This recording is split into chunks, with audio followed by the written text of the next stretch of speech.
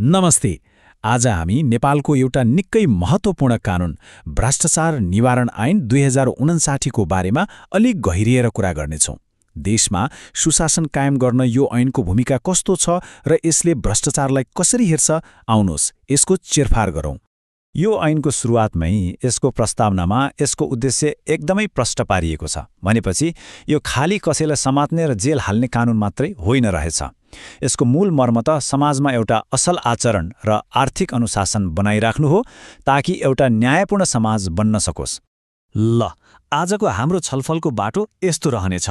हामी सुरुमा यो ऐन के हो भनेर बुझ्नेछौँ, त्यसपछि भ्रष्टाचारको परिभाषा, यसले तोकेका प्रमुख कसुरहरू, सजाय कस्तो छ र अनुसन्धानको प्रक्रिया के हुन्छ भन्ने कुराहरू एक एक गर्दै हेर्नेछौँ। त्यसो भए के हो त यो ऐन? खासमा 2059 सालमा आएको यो कानून नेपालमा भ्रष्टाचारलाई चिन्ने, रोक्ने र दोषीलाई सजाय दिने मुख्य कानूनी आधार हो। यसको लक्ष्य भनेकै सार्वजनिक जीवनमा सरकारी काम कारबाही छर्लङ्ग होस् र सबैले आफ्नो कामको जिम्मा लिउन् भन्ने हो। यो कानूनको दायरा कति फराकिलो छ भन्ने कुरा साँच्चै नै महत्त्वपूर्ण छ। मतलब कोही नेपाली नागरिकले विदेशमा बसेर भ्रष्टाचार गरे पनि उसलाई नेपालकै कानून लाग्छ। यसले के प्रश्न पार्छ भने भ्रष्टाचारको कुनै भौगोलिक सिमाना हुँदैन। अब कानून कसलाई लाग्छ भन्ने त थाहा भयो, तर कानूनले भ्रष्टाचार भनेर चिन्ने चाहिँ केलाई हो त? यो बुझ्न एकदमै जरुरी छ। यसको लागि हामी रिश्वत र राष्ट्रसेवक जस्ता दुईवटा मुख्य शब्दहरूको परिभाषा हेर्नेछौँ, जसले यो पुरै ऐनको जग बसालेको छ। यहाँ ध्यान दिनुपर्ने कुरा के छ भने रिश्वत वा घुसको परिभाषा जानी जानी नै एकदमै फराकिलो बनाइएको छ। यो केवल पैसाको लेनदेनमा मात्रै सीमित छैन। कुनै पनि किसिमको अनुचित फाइदा, चाहे त्यो कुनै सामान होस्, उपहार होस् वा अरू कुनै सुविधा, त्यो सबै रिश्वतकै दायरामा पर्छ। अब यो स्लाइडको परिभाषा साँच्चै रोचक छ। राष्ट्रसेवक भन्नाले हामी सामान्यतया सरकारी जागिरे मात्रै बुझ्छौँ, तर यो कानूनले त्योभन्दा धेरै फराकिलो अर्थ लगाएको छ। जो कोही व्यक्ति जसको हातमा अलिकति पनि सार्वजनिक अधिकार छ, त्यो राष्ट्रसेवक हो। र यसले ऐनको जालो कति ठुलो छ भनेर मज्जाले देखाउँछ। यो परिभाषा यति विस्तृत किन बनाइयो भन्दा ताकि कसैले पनि म त सरकारी कर्मचारी होइन भनेर पन्छिन नपाओस्। हेर्नुस् त, ठुला नेतादेखि लिएर एउटा सानो प्रोजेक्टको कन्सल्टेन्टसम्म सबैलाई यो कानूनले छोएको छ। ल, परिभाषाहरू त बुझियो। अब हेरौँ कानूनले चाहिँ कुन कुन कामलाई भ्रष्टाचार मानेको छ। मतलब के गरेमा भ्रष्टाचारको कसुर लाग्छ त? यी कसुरहरूलाई हामी मोटामोटी दुई भागमा बाँडेर हेर्न सक्छौँ। एउटा भयो व्यक्तिगत फाइदाको लागि गरिने, जस्तै घुस खाने, कमिसन लिने। अनि अर्को भयो देशलाई नै घाटा पुर्याउने काम, जस्तै राजस्व छल्न मद्दत गर्ने वा सरकारी सम्पत्ति बिगार्ने। यसले सिधै पैसा लिएको मात्र होइन, शक्तिको गलत प्रयोग गर्ने सासाना कुरालाई पनि समेट्छ।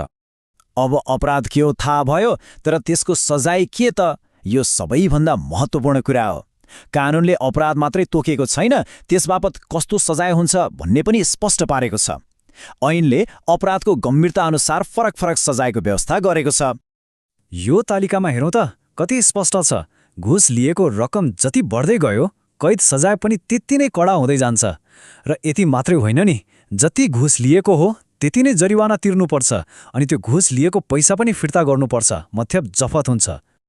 अनि अर्को एउटा महत्त्वपूर्ण कुरा, यदि कोही ठूलो पदमा बसेको व्यक्ति, जस्तै संवैधानिक निकायको पदाधिकारी वा सचिव जस्ता व्यक्तिले भ्रष्टाचार गरे भने उनीहरूलाई तोकिएको सजायमा थप 3 वर्षसम्म कैद थपिन सक्छ।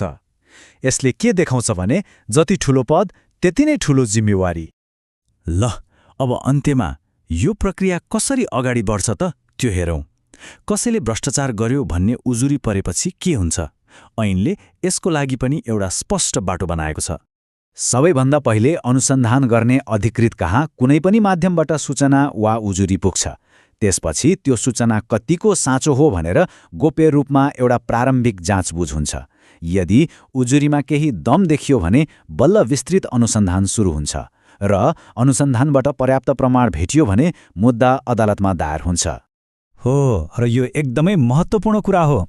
जब कुनै सरकारी कर्मचारी विरुद्ध भ्रष्टाचारको मुद्दा अदालतमा दर्ता हुन्छ, फैसला नआउन्जेल उनीहरू आफ्नो पदबाट स्वतः निलम्बनमा पर्छन्।